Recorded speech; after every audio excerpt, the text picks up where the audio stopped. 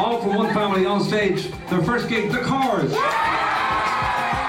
It didn't go in that we could actually be meeting our producer or that this could be a major record deal for us. If you feel the emotion in every song, you give across the emotion of the song.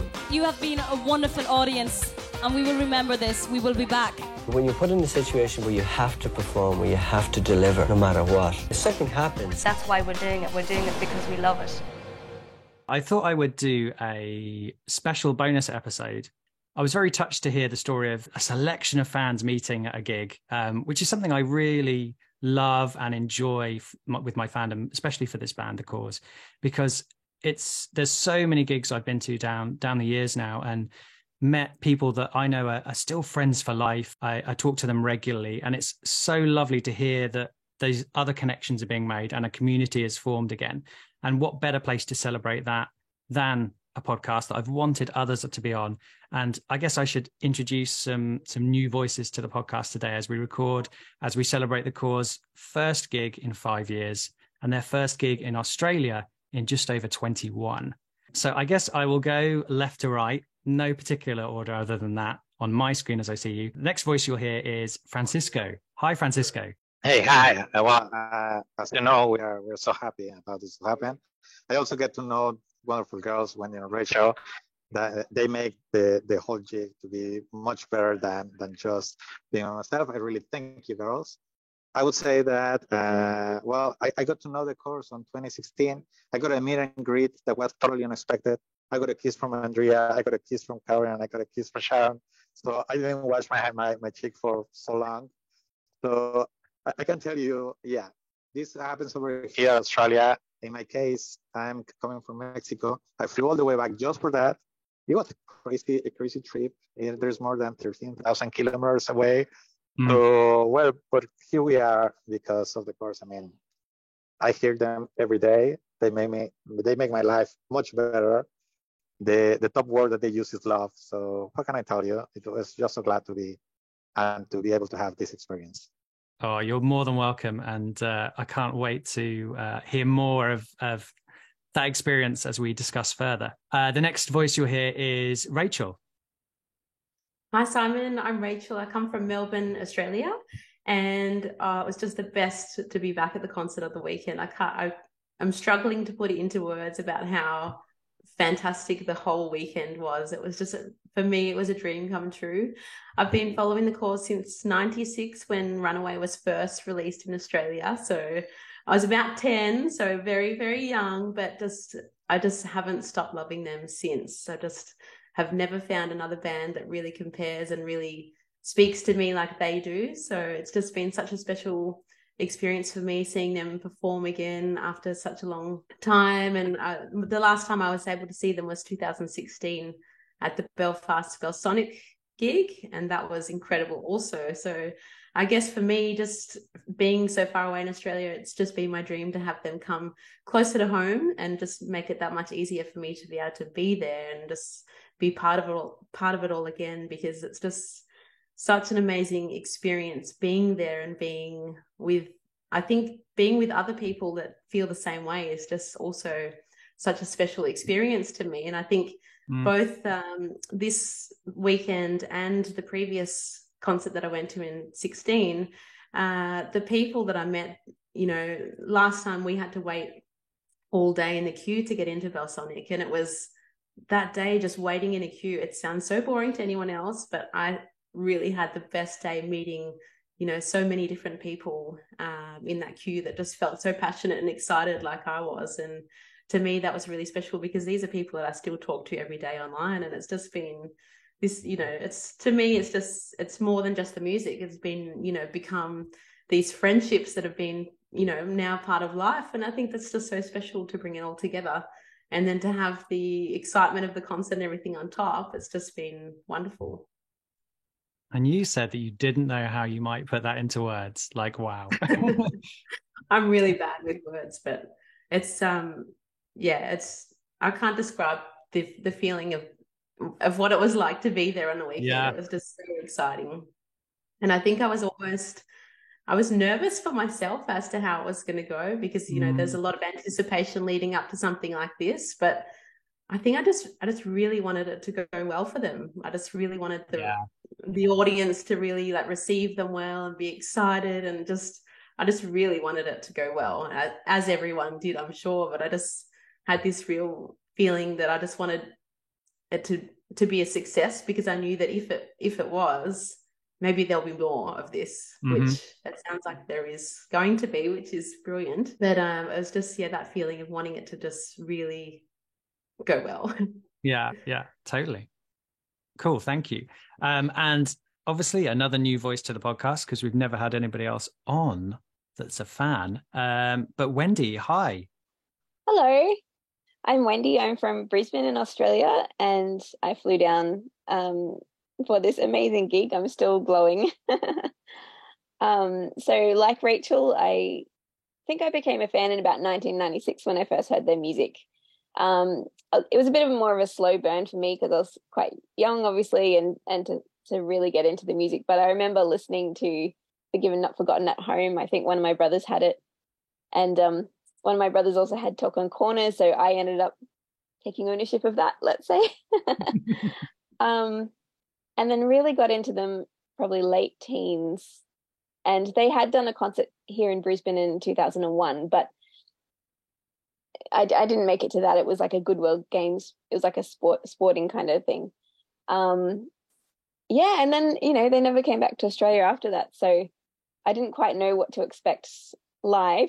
I've watched Lansdowne Road and the Royal Albert Hall performance over and over and over and over again.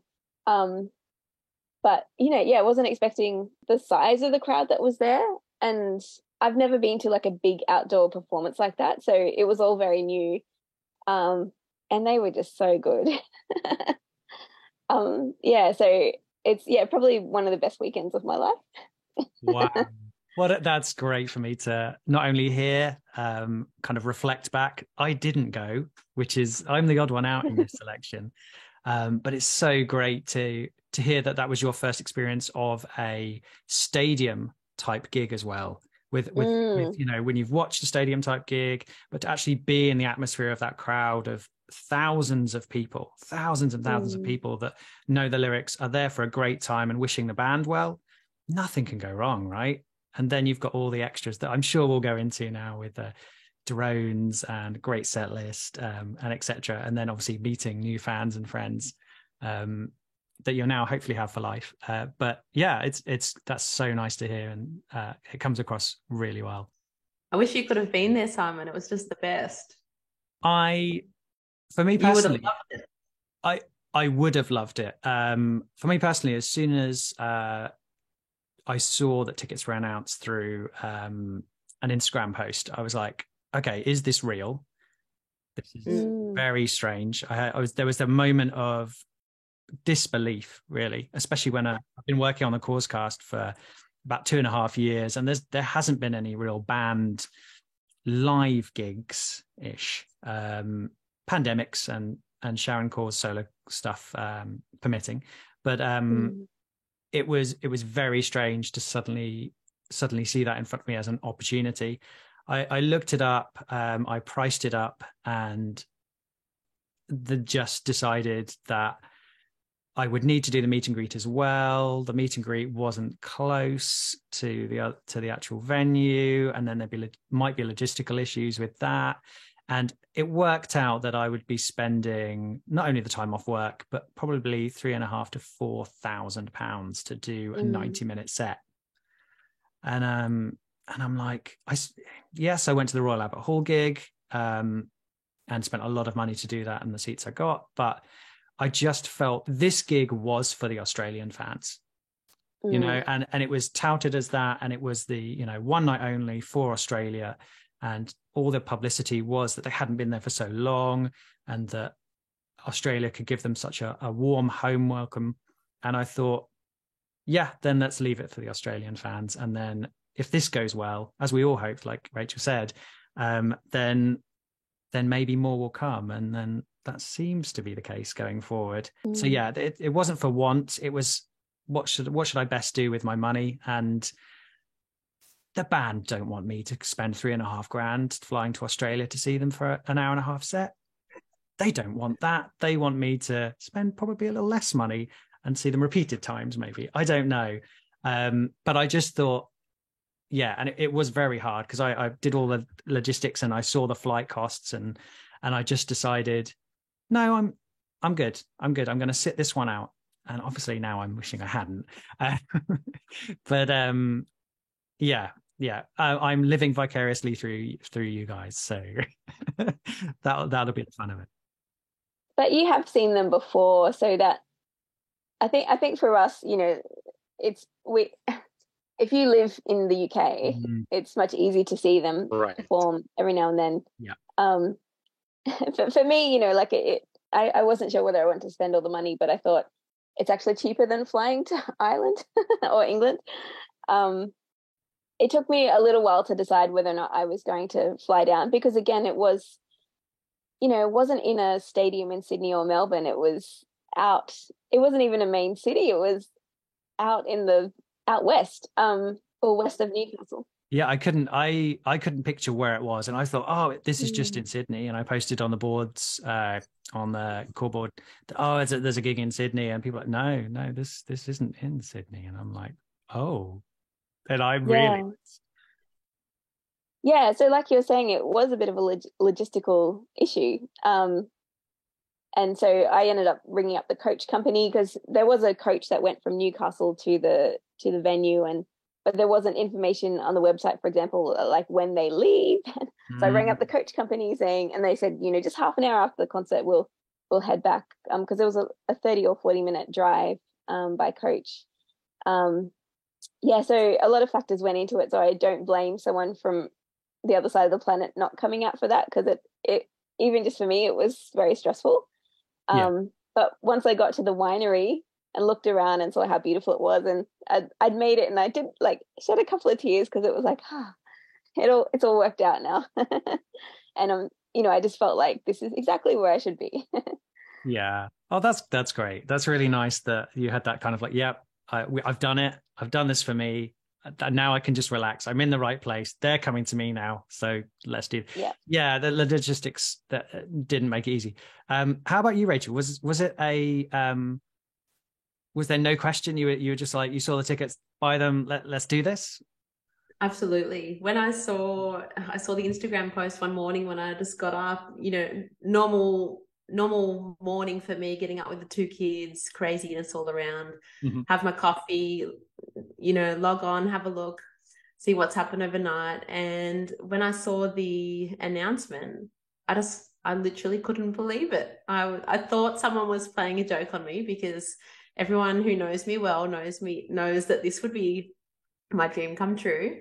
And literally I thought someone was playing a joke on me, because I thought, you know, after 5 years or 6 years it's been since the last gig, I thought, what are the chances that they would suddenly announce and that it would be in Australia? I just thought that was too good to be true. I just couldn't imagine that could be right. So I was kind of in shock, and I was saying to my husband, is someone playing a joke? This is crazy. No, this can't be real. I was just in shock. And basically it just made me so excited. The idea of having this gig to look forward to and everything, it just suddenly became like, oh, this is so good and so exciting that, you know, something was on the horizon. And to me, like, that was just the greatest thing for ages that's happened to me. So I was just thinking, oh, this is so exciting. So for me, there was no question about booking straight away. And like Wendy said, it was a bit of a logistical effort trying to make it happen, because the meet and greet and the Hunter Valley, you know, there was some distance between, and sort of working out how it was going to work, you know, between the following day, getting between the two venues and so forth. But there was no question that I was going to make it work. And in the end, I just came on my own in the end and left my husband and kids behind. And it was just, for me, that was also part of the experience, because it was just something totally for me to enjoy, and I didn't have to worry about anyone else for that weekend, which is quite unusual to my usual day-to-day life, that I'm looking after two little ones. So for me, just to be able to go there and just be completely self-indulgent and do everything that I wanted to do was a package. It sounds like you were fulfilled, and it sounds fulfilling. So what more could you want? Yeah. Yeah, it was brilliant. It was absolutely brilliant. Francisco, obviously you've traveled from Mexico, as you've said, which is an amazing feat, and what a testament to your fandom. Brilliant. Well done. Big round of applause from everyone. Thank you for that. Yeah, that's the kind of Cause fan and Cause heart that I see a lot online, and it's lovely to see somebody from your nation be represented all the way in Australia as a fan, and obviously on the podcast here. It's lovely. Right. Was it a right? I'm now gonna buy a ticket immediately, or did you even consider like holding off before pulling that trigger, or was it just I'm going? Yeah, I think I got that decision on the Royal Albert Hall, the 2017. I was really, I really doubted, but for this one, it goes just straight. And there was probably one sentence that made me make the decision like right away. The one that says one night only. I mean, after 5 years, you get one night only. I mean, that only makes everything just to be really easy to decide. And I said, I mean, there's no way I can miss that. The other thing is, right now I'm staying at the hostel where my sister stayed 12 years ago when she came to study to Australia. So she became a Course fan because of me. I mean, she heard about Andrea and Sharon, Caroline, Jim. And she was so happy for me to come over here that she said to me, hey, I'm going to pay half of your ticket, but you need to go for sure. So she paid half of my ticket from over here. Carolina is my sister. She's really happy for me just being around. And here we are. I can tell you probably great experience that we have over here. I wasn't expecting what happened. It happens too many things during the concert, during the meet and greet. I met these girls. Rachel became an angel. As you said, it was really, really hard for us to move around. To be honest, she asked me, hey, how are you going to go to Hunter Valley? And I said, no, there should be a bus or something. I was pretty surprised the day after the concert that there is no way to move it all around. I get to rent a car over there because, I mean, I walk like for 5 kilometers to get into the rental car. There's no buses. There's nothing over there. So, I mean, it's a beautiful place, but there is nothing around. I mean, there's a lot of fields. There's a lot of bean areas, but you need to, I mean, definitely I got an angel, Rachel. Thanks again. and to be able to talk with her from the way from Sydney to Hunter Valley, I mean, we were listening of the course for sure.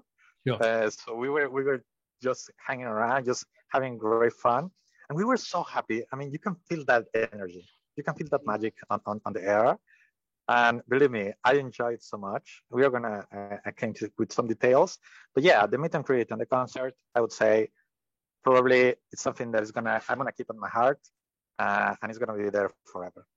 Oh, that's so wonderful to hear. Honestly, that's just because I've definitely used Cause gigs for an excuse to see the world in the past. You know, and when it's a world tour and stuff, and you're like, oh, I could buy a ticket to that, and then you realize you've got a ticket to this gig, and you're like, I've never been to even the country, let alone know where this is in the country, but I've got a ticket, and I know other people are going to go to the gigs before and after.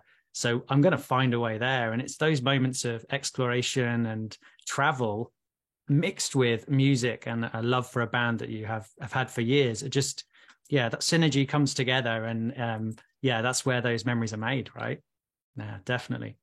The gig itself was sold in 2 elements. There was a meet and greet with a question and answer session, as well as the actual concert itself. And as we've already alluded to, Francisco and Rachel and Wendy, the logistics of getting one to the other seemed difficult and looked difficult. But you all went to both, which is lovely. And I know there was, to begin with some apprehension of whether or not you would go to the Q&A, Wendy. Do you want to fill us in on that? Yeah, so I made the decision to go to the Q&A. I think it was the Monday of that week. Wow. And I spent the whole weekend stressing about it because I'm not the usual sort of fan of other musicians. Like I don't get into the merch. I don't spend frivolously. But the Cause are really special to me, and I, especially living on this side of the planet. And I think in my head when I was a teenager, like you look at people around you to see who you want to be like. Mm-hmm. And I just loved both the music of the Cause and the way they sort of saw the world with imagination, but they have great senses of humor. And I love the way Andrea dresses. Rachel and I have talked about this too. So I think I sort of modeled a lot of my identity a little bit on them. Also because I live in Queensland in Australia, which is a very sunny, sports-focused kind of state. And I have, English and Scottish heritage way, way, way back. Nice. Which I think a lot of Australians connect with Celtic music because of that background.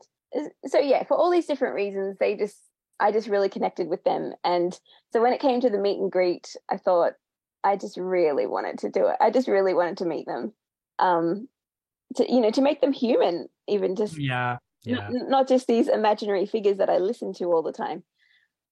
So yeah, I finally made the decision, I think on the Monday, and then I don't regret it. Glad to hear it. Because the tickets weren't particularly cheap, were they? Can you remind me how much they were? $550. Yeah, $150. Oh, wow. Yeah. But I justified it in the way that I'd rather go to that than, say, 5 other concerts of musicians I only half like. Mm-hmm. And I'm willing to, not spend frivolously in other areas of life because that meant a lot to me. So, yeah. Brilliant. You can justify it. A little early Christmas present to yourself, maybe. Yeah, I worked it out. Given I've been a fan for about 26 years, I've worked out it was like $21 a year. That's a membership I would pay to do a great Q&A with them. That would be, that would be definitely money well spent. Yeah. So the thing that really made it worth it for me was the meet and greet, which was very, very fast. But I ran and stood next to Andrea and we got our photo taken, and then I just blurted out, "This is the best day of my life." And then I felt like I had to justify it and said, "Well, this year," because I didn't want to sound too pathetic. And then she just gave me like this big warm smile, like this, with this really warm, compassionate look, and said thank you and sort of like brushed my arm as I walked away. And I just wasn't expecting her to be so genuine. And it was like a tiny little smidgen of a moment, but I won't forget that, and that just meant the world to me. Yeah, there's no money you can put on the ability to have that even slight connection and realize that some of your musical heroes are human and real and have sensibilities that you wish them to have, and they're proving that when you actually interact with them. Nothing's better, right? Nothing's better. Yeah. Rachel, can you set the picture of the Q&A for us? Because in my mind, there's obviously they're there, they're at the front. There's a photo opportunity element. Can you walk us through the whole Q&A? Obviously, you've got there, and have you got there with Wendy and Francisco? Or tell us more. How did that work? Okay, so basically, what happened was it was held at the Apollo Hotel in quite a big, it wasn't a huge room, but you walked in and there was a small stage with 4 chairs sitting there. So you knew exactly what was going to happen, and then an audience style set up with the chairs in the rows. I tried to get there sort of right on opening time because I knew that the chairs would fill pretty quick. So by the time I got there, I was able to get a second row seat. I think there were a few reserved in the front. Francisco was very front, so he was lucky. So basically the first thing I did was just, people were already sitting down. So the first thing I did is just started to break the ice and talk to people around me, because I think these sort of environments are always, to me, more exciting when you share it with the people around you. You sort of make that connection with the people sitting beside you, and instantly it becomes like you feel comfortable to show that excitement when the people around you are aware of you being happy to be there, if that makes sense. So complete sense. Yeah, so it was basically just hi, how are you, where have you come from today, this is so exciting. And it actually worked out really well, because as part of the meet and greet, it also included some food and drinks, and I found this actually a good way, because everyone was waiting an hour or more for the course to come.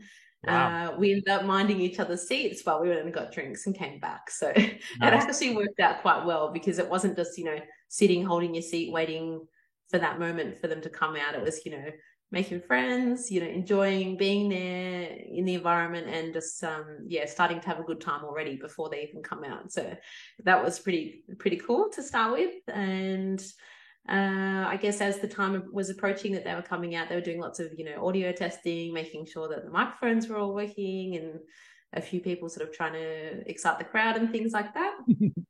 And then the big moment came, and they walked through from behind a curtain and came up onto the stage, and they got a huge roar of applause, and everyone was super excited, of course. And basically they just took their seats, and Richard Wilkins, who's an Australian interviewer in the social scene, he was conducting the night, and he was quite good at making them feel at ease. I think he posed some humorous questions that sort of broke the ice and sort of made them feel comfortable straight away. And basically just sort of got straight into the interview of it was some interesting questions.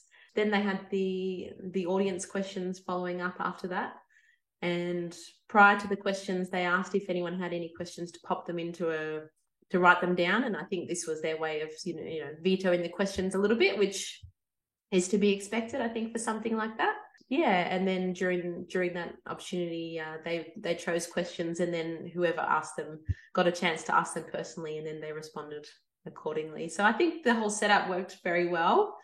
I was really happy with how it went, and I loved the questions and the answers that they gave. They were, very I feel like it was really personal. Like the questions, the way they answered the questions was really personal. It was not just a formulae answer. It was, bringing history into things and their own opinions about things. So I thought that was really nice, just having different questions that you see rather than the questions that, are constantly asked. So for me, it was nice to have those questions that, were a bit different than the standard questions that are usually asked in that situation.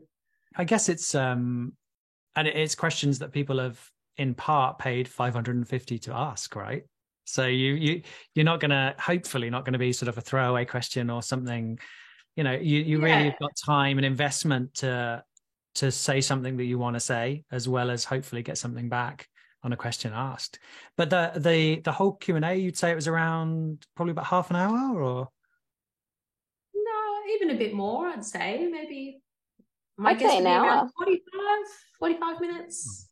Lovely. But it was good. It actually felt good. It didn't feel rushed. They weren't, rushing through questions, and I think it gave people time to feel like they could ask those questions, and they, whenever someone asked the question, they weren't hurried through, as they were given the opportunity to really ask it, and for then the course to respond. It was, we waited for the right response and everything. It wasn't, next, which was, I thought it was run really well.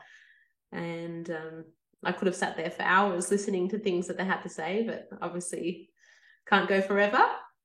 It's lovely to know that it wasn't rushed, as you said, and that there was care and attention. Hopefully that's the start of things to come in the future, and that more official meet and greets and Q&A sections, because of how successful it was, and I can hear the fan response now.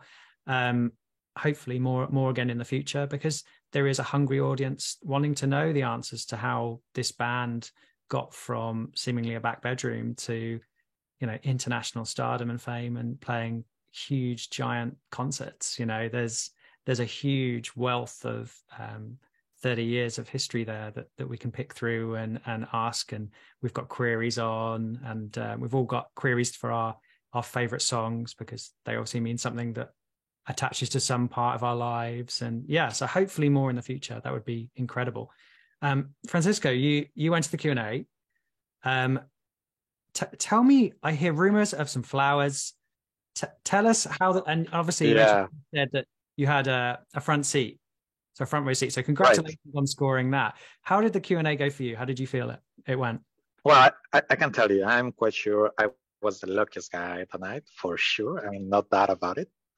This is what happened basically, and let me start with the sad news. We all received an email the day prior to the meet and greet from the World Entertainment, saying that because of healthy and all stuff, signatures, autographs, hugs, or any kind of physical contact will not be allowed. Okay, So I was sad about that. I flew all the way from Mexico with just my carry-on. But on that carry-on, I got the vinyl, I got the book from Andrea, I got a lot of stuff that I wanted to be signed. And they were saying it's not going to be allowed. So I was a little sad about that, but I just keep going. I thought on the way to the I'm going to buy some flowers for the girls. Probably I can get the opportunity. Indeed, on 2017, I got the opportunity to give some flowers to Sharon Carr at Scotland. So I said, probably I got the chance. And I get 2 hours prior the meet and greet. And I stand right there at the door. They thought I was working for them. So I wasn't, of course. So I just stay there. That's how I get into the front line. Probably the best seat right in front of Andrea. And they were start asking. I wrote probably more than 10 questions. None of them gone through, but it doesn't matter. At the end, when Richard was saying thanks to the girls and to Jim, I suddenly scream. I just say, "Hey, Richard, may I give the flowers? May I give the flowers to the girls?" And he was about to answer when Sharon asked the question by herself, and she said, "You can always give girls to the girl. I mean, you can always." So Richard said, "Okay, go ahead." I mean, he asked me, "Do you got diamonds?" And I said, "No, it's the flowers." You can go ahead. So because of the message, I just give the flowers first to Caroline.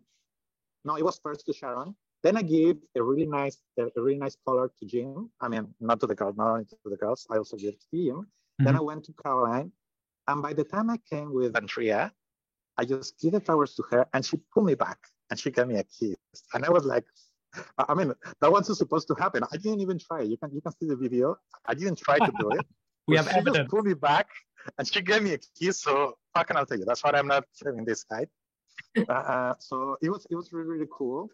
So I just went back, and by the time we took the photographs, there is a photo that I just already posted on my Instagram where Andrea is just turning her face to me while taking the photographs, and she said, "Hey, thank you so much for the flowers. I love them so much." To be that kind of in there, and she gave me another kiss. So I got twice. I got 2 kisses that night from Andrea. It was something really, really incredible. So definitely, I would say the luckiest guy that night. Yeah, and it was so cool. That's wonderful. Oh wow, incredible. I love how opportunistic you were. There's definitely a little something of how I would approach a meet and greet as well regarding getting there 2 hours early. If I could be there at the crack of dawn, I would have been there at crack of dawn, just to be, not only talk with those that are hopefully around me waiting outside as well, but to grasp any opportunity I could to hopefully get that front row so that there's not an obscured view or, it's great work, wonderful work. And I'm glad it paid off and that it was so generously received by them. That's really kind, really kind. So there's a Q&A. Does anybody have any standout questions from the Q&A that they'd like to share? Because I'm really curious about what people did ask and what did get answered. So I got to ask the question, which I was not expecting, but I learned to write songs by analysing the core songs.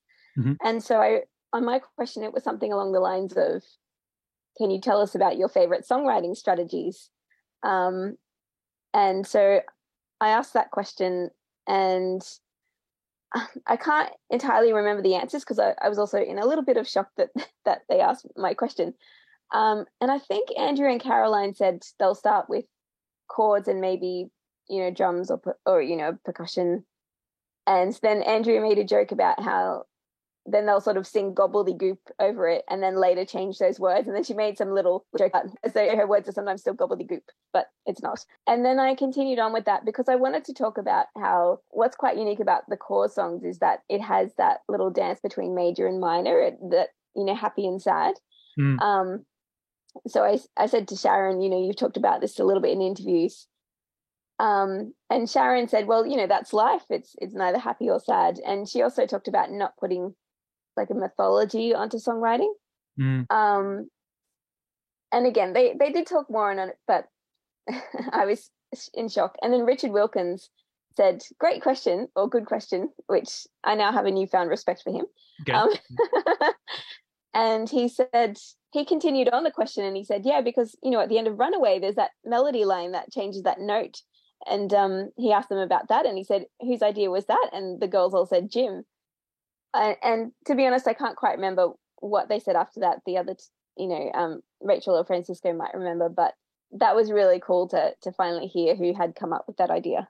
Yeah, that's nice. Really nice. Because there's elemental changes that when I spoke to David Reitzes, he suggested that he'd had some hand in, which was great to hear how that song developed at a studio level with or without them.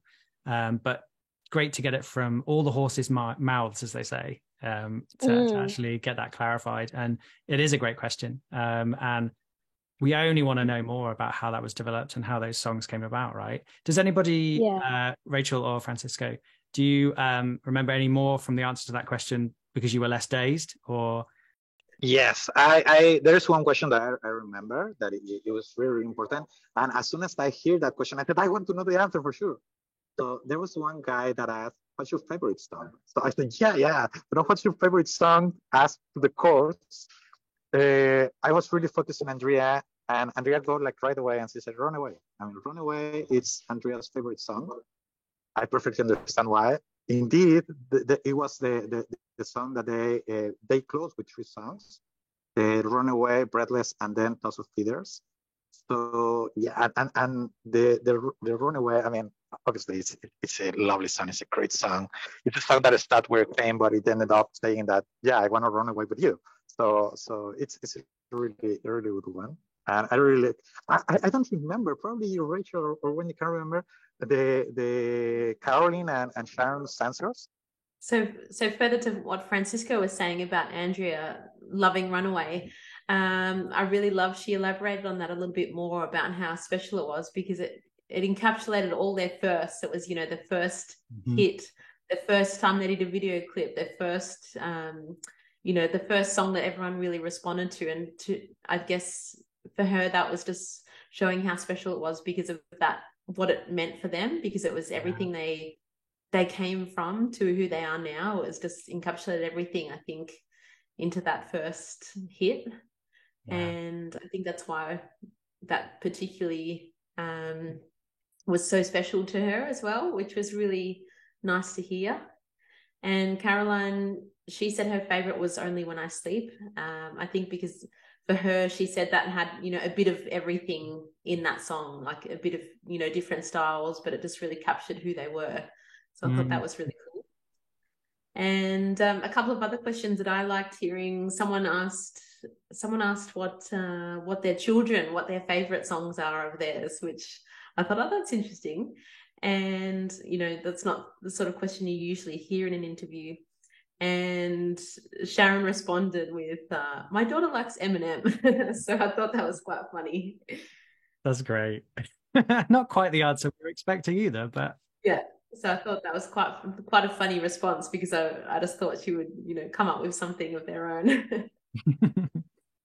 Well, on that question, I think they asked Andrea first, and I think she said her son likes Runaway, if I'm remembering correctly, and that her daughter wasn't quite sure what to think. And yeah, it was really funny when Sharon said, well, my daughter likes Eminem. And then Caroline said, mine too. Jim spoke a little bit about how his son, he liked music, but he wasn't, getting into music. I think someone asked, are any of the children following in their parents' footsteps? I think, was that right, guys? And yeah. I think Jim said, he likes music, but he's learning to be a pilot. He wants to be a commercial pilot, Brandon. Yeah, that time I asked if helicopters, because Jim is a helicopter pilot, but she said, no, commercial pilot. Yeah. Nice. And there was one thing that they also answered on that question, because they explained the experience that they had at the Royal Albert Hall in 2017, where they came, it was Sharon saying that, they came with their kids, and their kids were like all surprised, like, hey, Mom, what's going on? How is all these people, are they coming here to see what? And the kids didn't realize that the famous guys were their dads, their moms and their dad. So they were like, hey, Mom, are these people really here to hear you? Like, really? So they figured out it was kind of fun. Yeah, I've heard similar that, and can attest to that a little bit myself. I remember some of their children at the time after the gig at the Royal Albert Hall, they seemed to be in awe of just the buzz that was going on, and it was I could definitely see that in their faces and their experience. They were just sort of talking to mum and dad, and then looking around and being like, "What are all these people? Why are you signing these things? There's hair, there's makeup, there's what is all of this?" And I think that's a great testament to their parenting, that they haven't oversaturated them with, "Oh, I'm this is it, this is," it's been innocently, kind of that innocent curiosity has come out in them instead. And hopefully that'll continue for years to come. Yeah, that's so fun to hear that. It's cool. Well, on that, Sharon made a really funny comment that, to her kids, she's just basically like a slave to them. and she got a massive laughter and massive audience laugh at that point. But she said her kids just see her, cooking and that sort of thing, and and so they were shocked when they saw her up on stage. Yeah, that's so different from that provider role and that supportive role to that creative role. I can imagine as a mother it can be very difficult at times to be creative in your support of your children, but it must come out. It must come out. Yeah. Well, I picked up in Newcastle a magazine at the local tourist shop, and which had an interview with the cause, and I'm not sure if it's been shared online yet, so I'll have to scan it. But in that, Sharon said, so her kids are 15 and 16 and they're going through school, and she said it's really hard to be really present as a mum and also be really present as a performer, because she needs that silence. So that's why she only came out for 4 days or so. So she doesn't want to do either one half-heartedly, which is really respectable. Yeah, that must be a real tricky balance. Another good answer that was along the lines of your favorite song. I think someone asked, I think the question may have been, what's your favorite song and what's your least favorite song? Or it could have been a different question about video clips, but they talked about Breathless, the video clip, and they have talked in the past about how they got heat stroke and had to be taken to hospital. But what they added was, they said Australians probably know this, that if you get really hot and sweaty, you have to drink electrolytes to replace those, and they didn't know that. And so I can't remember what they said they were drinking, but it was not sufficient enough. And so Andrea said like her face puffed up, and she said she recognizes that in herself now when she watches it back. And and they said, they flew all this way to film this video clip in the desert and ended up in hospital. And then the next day they shot it on green screen. They didn't really fly all the way to the desert. Wow. Yeah, it's great to have those little extra insights that aren't edited, and that we've heard previous interviews on the same subjects, but there's those little details that are coming out all these years later because they're just free to chat. It's not like a PR stunt. This is just, we're just chatting in a room. So, that's great. Exactly. Exactly on the same answer. They said, hey, at the end, and that was something that Sharon said, at the end, we just finalized the video clip on the studio with the green shadow, and that's it. He said, so all the thing was necessary at all. It wasn't necessary at all. But yeah, it was definitely an experience that they share, and they said, okay, it works that way.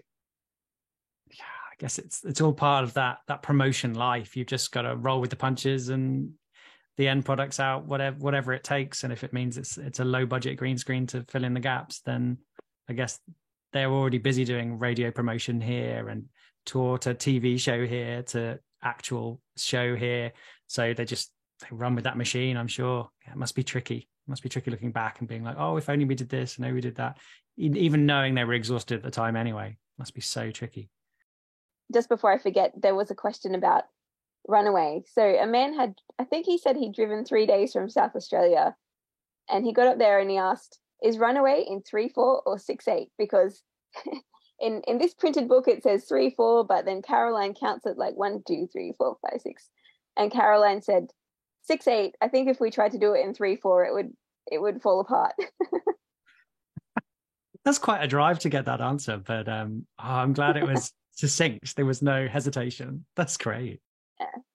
There was just one more question that I thought I'd share with you. try and put this best into words because it was my understanding of what happened. But a girl behind me, Sarah, she was local from Sydney or Hunter Valley, I think. But her story was that in 1997, she had an opportunity to be on a TV show or something like that.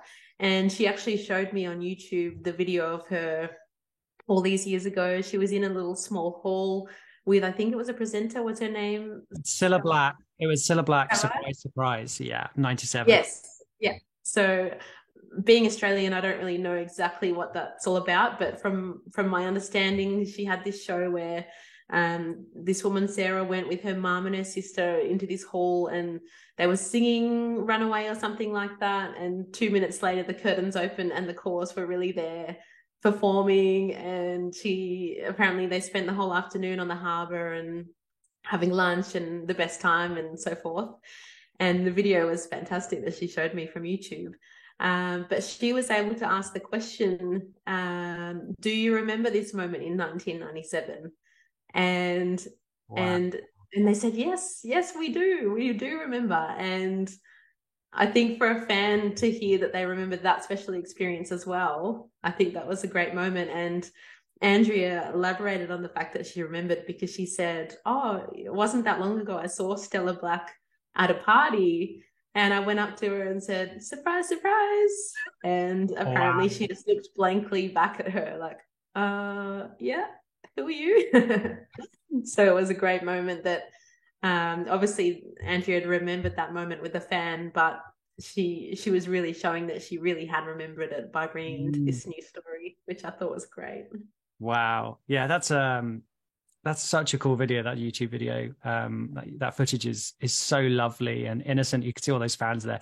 And I've always wondered, I wonder if those fans are fans today. I wonder if any of those have images or pictures they took with the band or items they got signed at the time that we'd be able to see. And now you've got a contact with somebody that was actually there. Yeah, she was there. Yeah, and she was mind-blowing. It's so cool. It was a really cool moment because you know just how special those sort of things are, because when you meet someone famous or something, you'll always remember, like it's like everyone meeting the Queen, those people always remember that moment. But for the celebrity or whoever, it's they wouldn't necessarily remember that moment, but for everyone else, like, that's such a big deal. So being showing that was a special moment in her life back more than 20 years ago, and then knowing that was still remembered, I think that was really special to hear that. What a great question. What a really, really great question. And it's bringing out fandom from decades ago that we all know that video. We all wish we were in that hall and being just as surprised as those people from 1997.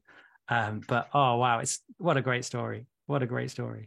So the way the Q&A was set out, Richard Wilkins at the start asked them a bunch of fairly standard questions, and then they got to the audience questions, and it was really good to hear a few different questions. And after mine, it was really nice because I had about 5 people come up to me and said, oh, that was a good question, thanks for asking that. A lot of musician types who were glad that people did ask music making questions. There I think it was that same lady that was in that Cilla Black video. I think she tried to ask Jim out. Is that what happened? No, it wasn't the same. It wasn't the same girl. It was because Sarah was behind me. She was the one from the Stella Black, but then it was a girl sitting next to me. She said something along the lines of, I used to have a crush on you when I was 16, Jim, and can we make that dream realize tonight, or something like that. Wow. And then I think he just he looked, a bit like, oh, I don't know if I can answer that, or something like that. Cool. Non-committal but polite. Did it go something like that? Yeah, something like that. And then the funny thing was that she had already, I think, written that question down. And so when that question was brought up on paper, I think Richard Wilkins couldn't read it, so he gave it to Andrea, and then Andrea started reading it out, and then she laughed because it was like, she was like, oh, this is funny coming from me, because it sounded like she was then asking out Jim. So she cracked up laughing. We've forgotten that Andrea spoke French. Yes. Someone asked the question in French. Yeah. That was amazing. Oh, yeah. That was amazing because she got this card that Richard can read it, and she said, "Hey, Andrea, can you read it?" And she got it, and she translated it perfectly. So it was really cool. Wow. Was it a fan that had flown over from France? Do you know, or just a French speaker, or? I don't remember. I didn't get to talk to them. Not sure about that. I don't think they specifically said they'd travelled or anything. I think maybe they just knew that Andrea spoke French, maybe, or I'm not sure. But I don't think they specified they were from France or anything. No, cool. Yeah, she tried to say that her French was a bit rusty, and I don't even remember what the question was, but yeah, she answered it well, and they were all cheering. Oh, lovely. Yeah. That's cool. There is one on answer question. There is one on answer question that I wrote, and I wrote it twice, but it never came up, which was basically, what can I do to make you love me? And it was directly to Andrea. So I wrote it twice, and I guess the answer for that one would be something like, I would love to love you like you do to me, right? So it was cool, but I didn't get it. But I got those kisses, so that would be more than enough for me. Yeah, I think the other answer may have been just bring flowers to us. You've had a green light from Sharon to bring flowers now, so yeah, there you go. And wine, because there was a question, Guinness or Kilkenny, and the band didn't really know what Kilkenny was. I didn't even know what that is. And then Sharon said wine. So that's her preference. Nice. I'm partial to both, personally. Wine and Guinness, that is, not Kilkenny. Is there any questions that you wrote down, Wendy or Rachel, that you wish had been answered, that you don't know the answer to still? I will say that they didn't quite answer my question in the way that I was sort of hoping. Like, I thought they'd unveil some kind of amazing songwriting technique. But, I'm still happy the way it went. What about you, Rachel? I guess the question that I wanted to know and that I wrote down but wasn't asked is just something that I'd be always interested to know is how do you manage coming from doing a huge show with 20,000 people and the buzz and the excitement? How do you go from that feeling to going back to a normal daily life? Like, is it a relief to have it over and done with and have some calm, or is it just how do you go from the high to the mundane, really, and make that work in managing your own life and things? Because I just always think that must be an amazing feeling. Like when I went in 2016, it was the end of a tour, and they'd been traveling for a month, doing shows everywhere, and then the next day, I know for me, like, it was just as a fan, I was like, oh, it's over now. Like, for me, it was a strange feeling, but for them, I wonder, what does that feel like for them, and how do they manage that contrast between both worlds that seem so different? Yeah, that's yeah. I hope you get the opportunity to ask that again, or maybe they'll reach out listening to this and be like, I need to answer that. We can only hope. I mean, it just be interesting to me, because you just think of it being just such a contrast between having this absolute buzz and high and excitement of all these people adoring you and loving you and being in that moment, to just going back and being a parent, or doing your shopping and the normal things. Like, do those normal things, does it feel good to do those normal things, or does it feel like just so boring in comparison? I don't know. Yeah, it'd be interesting to know. Cool question. Very cool question. Yeah, that would have been a good question. Yeah. The other two questions I would have liked to have asked, and I sort of hoped I could do this at the meet and greet, but it was like a factory line, so there was no time. But I would have asked who wrote Chasing Shadows, because I really love that song, and I suspect it's a Sharon song, but I would have liked to know the answer to that.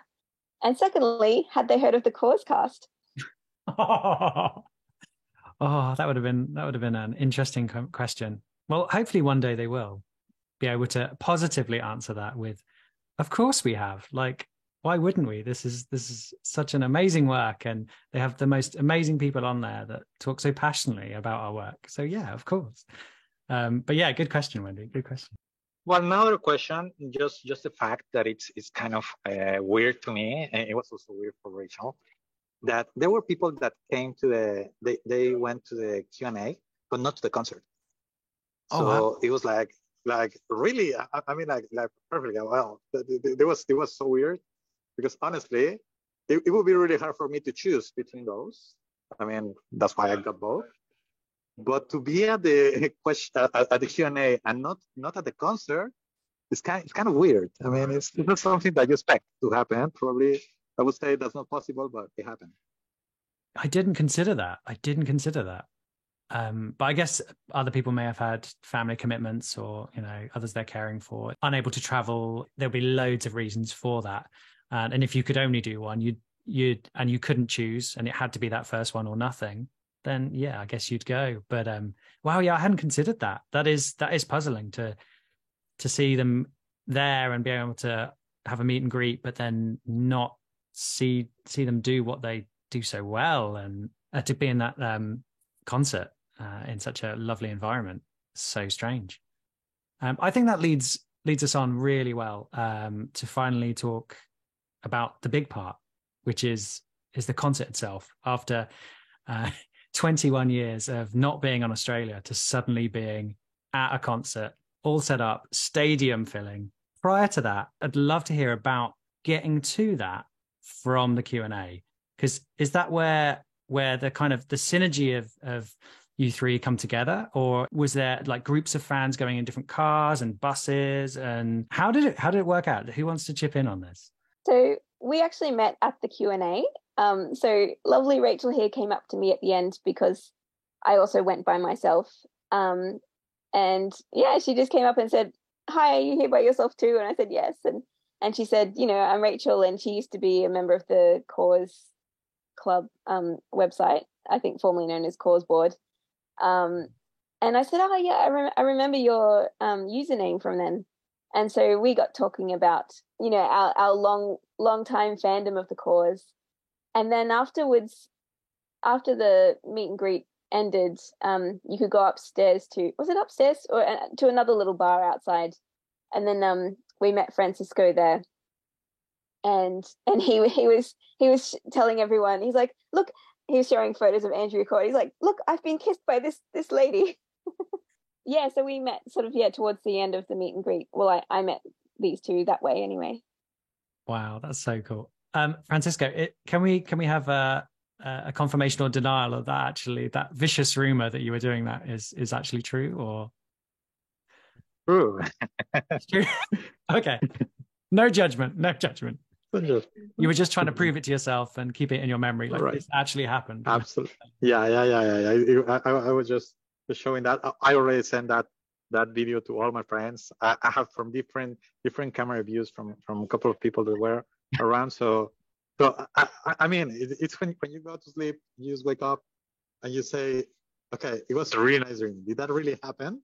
And then you recheck it again just to make sure that that was. I'm glad you're certain it happened. Yeah, I can tell you that Rachel that night told me, "Hey, how are you going to get there?" And I said, "I don't know, but one thing that I know is that I'm going to be there." So she told me, "Okay, probably I can pick you up and we can go." So that's why I told you she became my angel. So it was so great. So we had a really nice drive.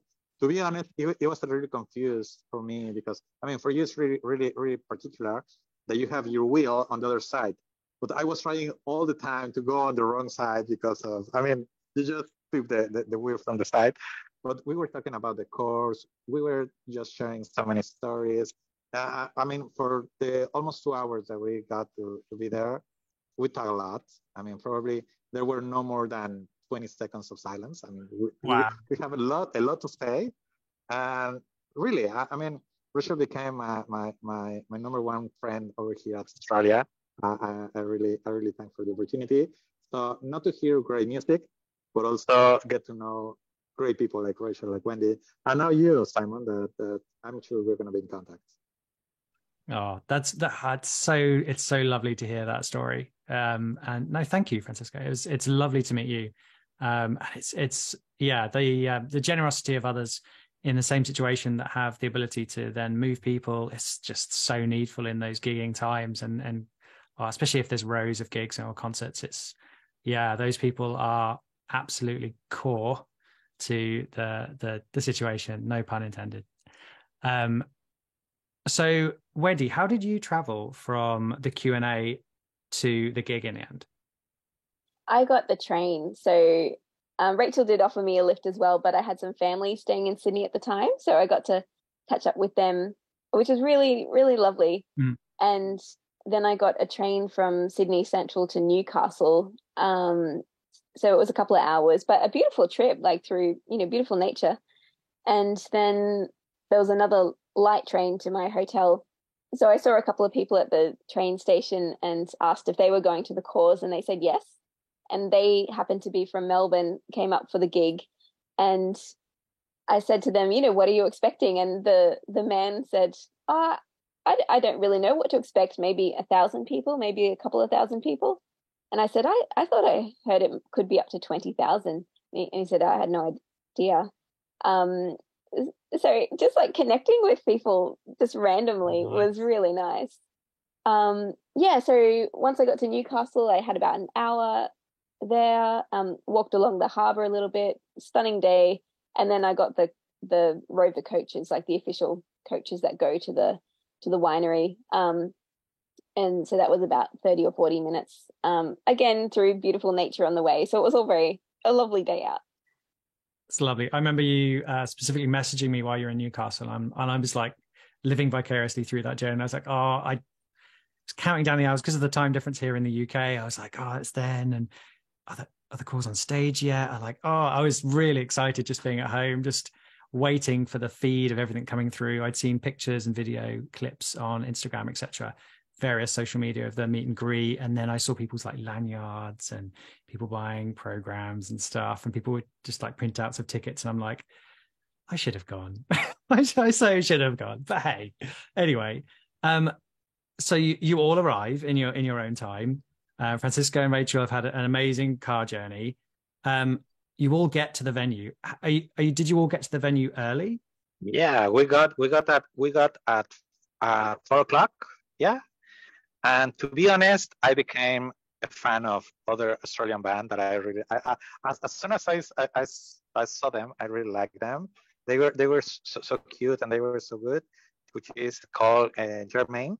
Germain, yeah, I've seen them live. It's a band. It was so cool because I told Rachel, hey, I think the point of this is that I really like family bands because all of them are sisters. So siblings on the side of the chords. The sisters on the side of Germain, and they are really cool. So we went there at 4, and we were just listening to Wet and Wet, Wet, Wet, Wet, and the rest of the groups, and it was really, really fun. It was sunny. It was really, really sunny. Rachel asked me, hey, can we go to the Shadow? And we went to find Shadow because it was really, really hot, and we were all the venue just come. It's so cool that you mentioned Germain specifically, because I love their music. I've got their last 2 albums, and I got into them through Sharon, because Sharon endorsed them on not their latest album, but the previous one, because she played violin on 2 tracks for them. She played violin on Please Be Okay and How Can I Close My Eyes, when they were known as the Germain Sisters back then. And one of the tracks on the album actually is featuring vocals from their brother as well. But they've played over here in the UK, and I've seen them live and said hi and stuff in the past. And they've been really down to earth, and some of their music is really, really amazing. And they've just signed last year to Solo Agency. That's how they got on the billing for this. So it was like a meeting of minds and a small cause connection that I was able to ask them about as well, which is really cool.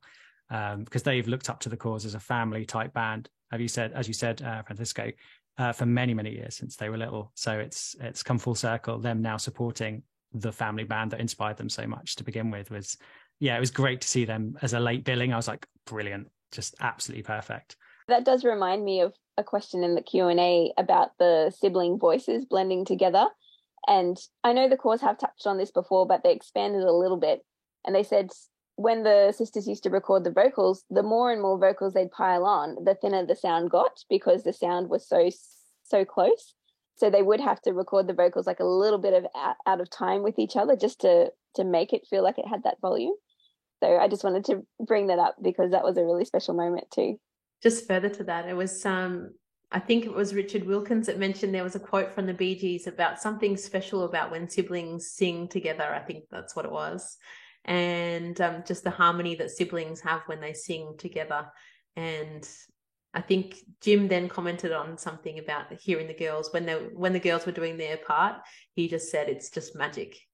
Couldn't agree more. But then I love hearing Jim sing as well. I love the difference that his voice brings to a harmony mix. It's yeah. I'm sure Wendy could go on about that forever. I think someone asked Jim like when is he going to be the front man, and he laughed and he said, "No, other than a few vocals here and there, I'm not the front man." We'll leave him to do what he does best, which is lots of everything else. Yeah. Thanks to Francisco, I happen to have a picture of a set list from the gig. Do you have Andrea's set list from this gig? No, I have the Jim's. Oh, okay. Jim's set list, and the one from Andrea came from another guy. For some reason, it's at the top. I mean, we are inferring that it's from her. It says wife. It didn't say Andrea. So yeah, we're not sure why it says that either way.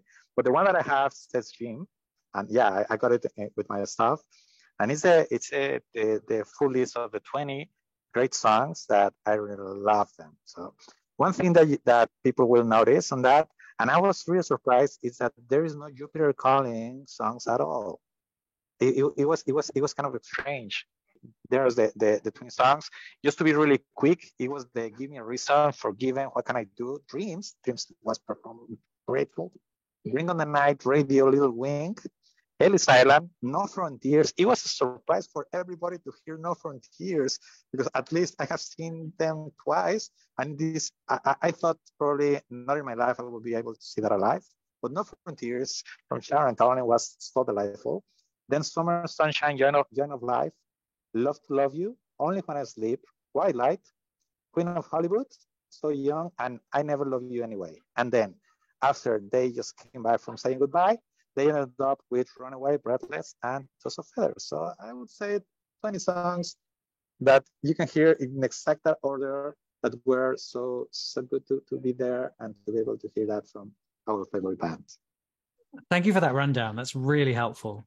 Gives us a good kickoff to discuss, maybe not in depth, all 20, as much as we'd love to be here for another 4 hours talking through every song and its variation of how they portrayed it to us after this many years. But I've heard some clips online and seen some videos shared and stuff. And to begin with, Give Me a Reason seemed really jarring and odd to me, but I do love it. I do love what they've done with it there.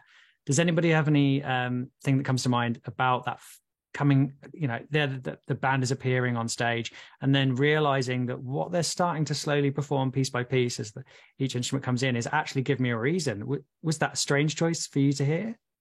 You know how they play music over the speakers before the band comes on? At one point, the music stopped and the audience started applauding because we all thought that the band was coming on. And then the music started again and everyone was like, oh. And then when the band started to come out and, it started with drums and lights flashing and then Jim playing that piano part of Give Me a Reason. And in that big open space in the dark under the stars with all the sort of reverb, it was really sort of eerie and ghost-like in a good way, or at least that's how I felt. And so that was a really kind of nice way to start, I thought. And it's one of my favorite songs as well. I didn't expect it.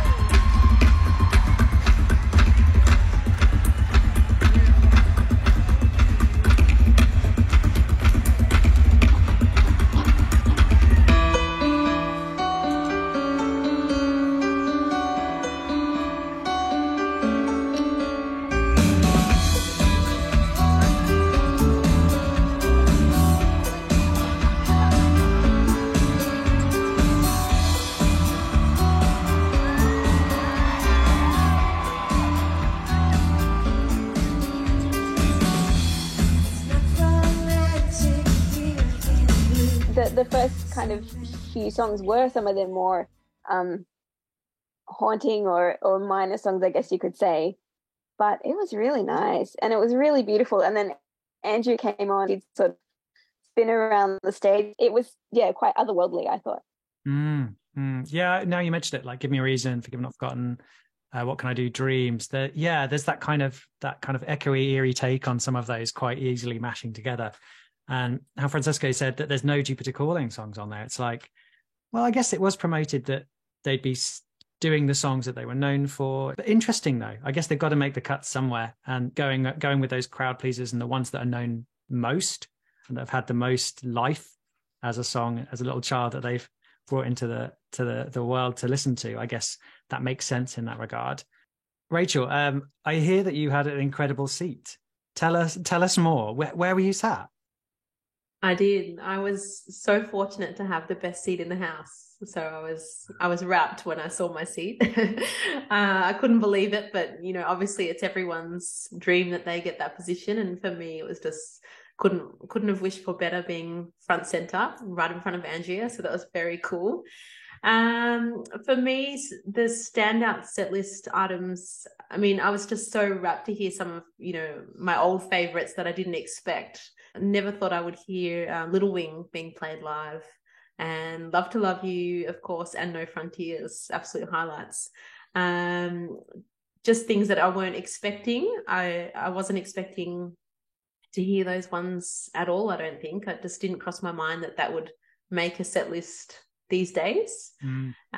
Would have loved to have heard songs from Jupiter Calling. I've been desperate to hear those live, as I wasn't able to attend the Royal Albert Hall gig in 2017. I would have loved to have been there, but just been desperate to hear those songs live, because I think Jupiter Calling is just such a beautiful album.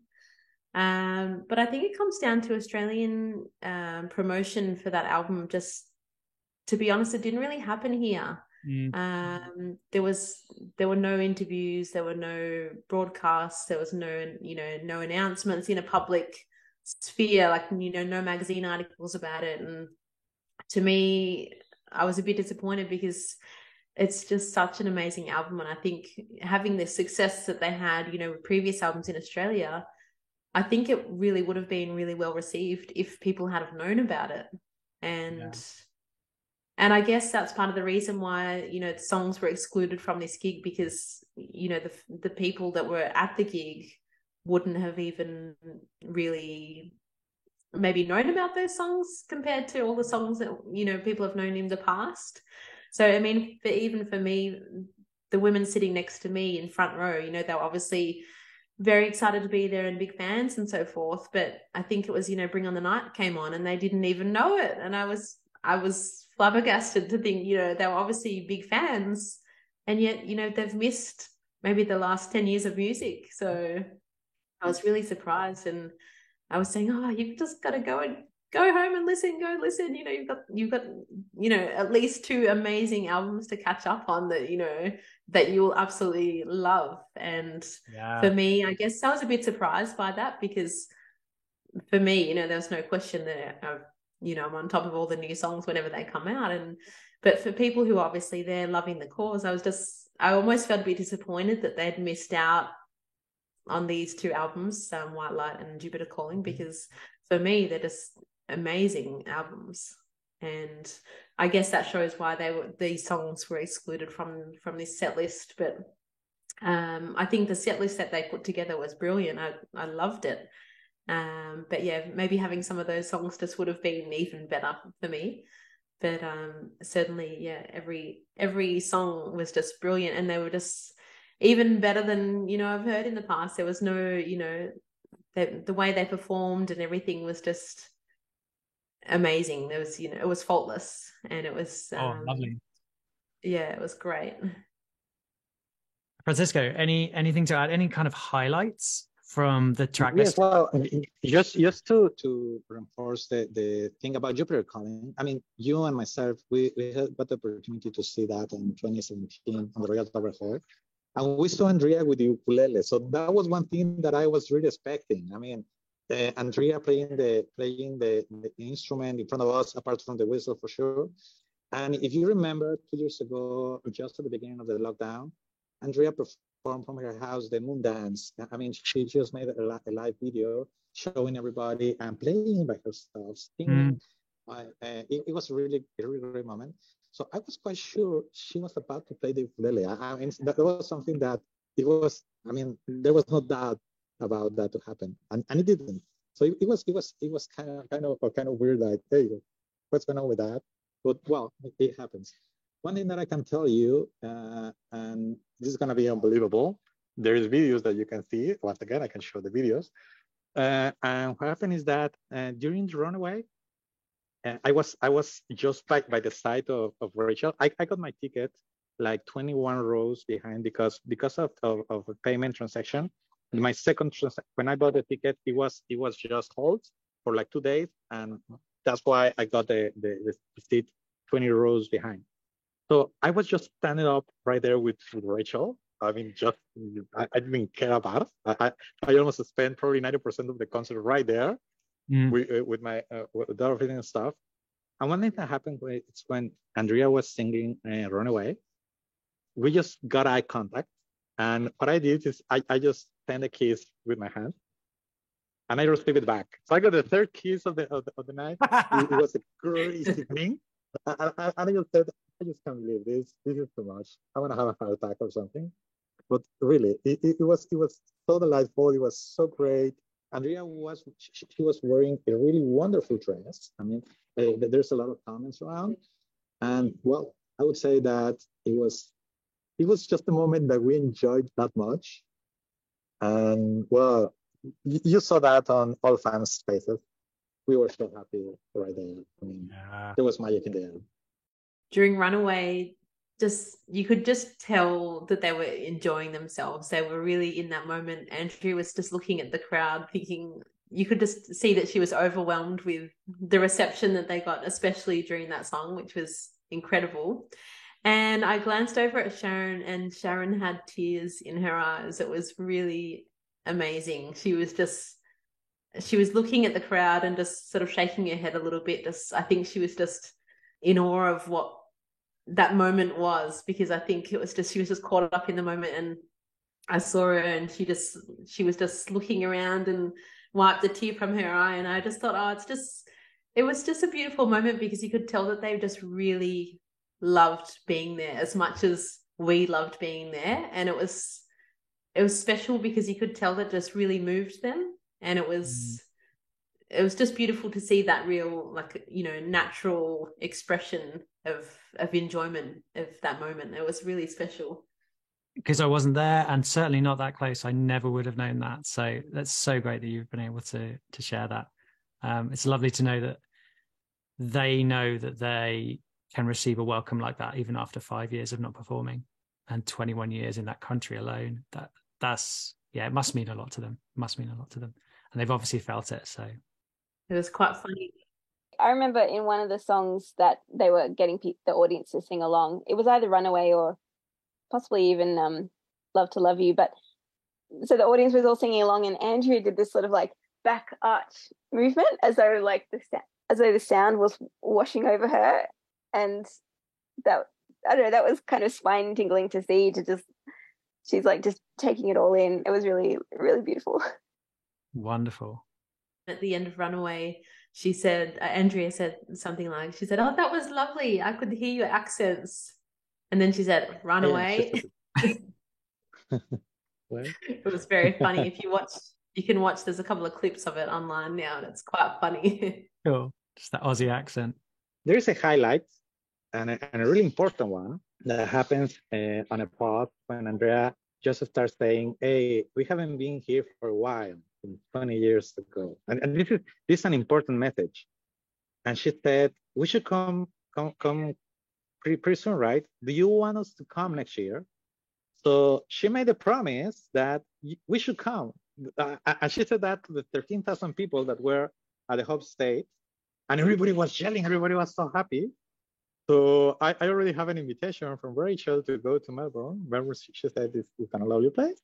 So I probably need to start saving money, because they are coming back next year, and I'm quite sure it's gonna be all concerts all around the world.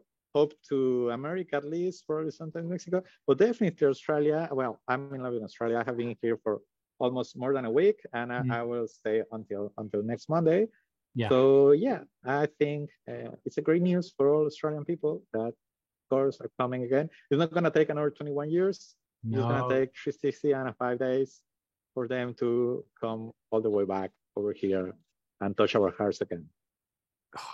That's there was social media buzz on sort of Twitter and Instagram that, you know, the course that they're coming back, they're coming to Australia again, and I'm like, what is this? Yeah, I really, you know, if it's a series of dates just in Australia, I'm coming. I'm going to be there. Don't you worry. I'm definitely coming over. I'll look after you, Simon. Thank you, Rachel. Thank you very much. Can you imagine the little tour bus we'll have? This is going to be great. It's going to be great. But if it's not, you know, I've got more of an excuse to go to Australia to see them now. I've never seen them play on Australia. So maybe that's one on the bucket list. Yeah, maybe. Oh, I guess we'll have to watch this space for more details and more dates. But another tour would be great. Would be really, really good. Really, the crowd roared when Andrea said that, when she said, "Oh, how about we come next year?" And it was a huge cheer. That was a great moment. There'd been an interview with Jim and an interview with Sharon prior to the concert that seemed to suggest that their promoters had been onto them regarding another Australian date next year or a tour of some sort. So I'm assuming that's in the promoters' hands now to make that a reality. Now, you know, with lockdowns and COVID being not too much of a long distant memory, but at least stuff is back to a new type of normality. They've got no excuse now. So yeah, fingers crossed, definitely. There was also, for me, it was a good moment during Breathless. It was toward the end of the set list. I think it was after they went off stage and they came back for their encore.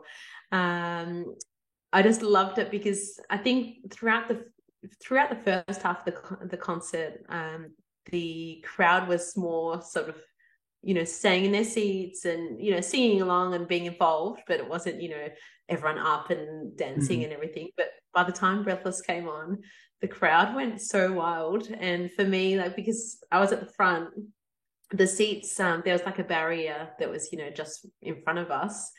But I remember just during Breathless, Francisco and I were right at the barrier, and then all around us, like, people had come from the back and they were surrounding us, and, you know, people were standing on my chair, and it was the excitement was so electric. It was just amazing. Everyone was jumping around to Breathless, and the crowd at that point was just going so wild. And it was just, for me, I just thought it was the best because it was just, you know, everything was just amazing. But it was just a really great moment seeing the crowd just, you know, come forth, standing up, standing on the chairs, you know, blocking everyone else's view, but everyone was just having the best time. It was so good.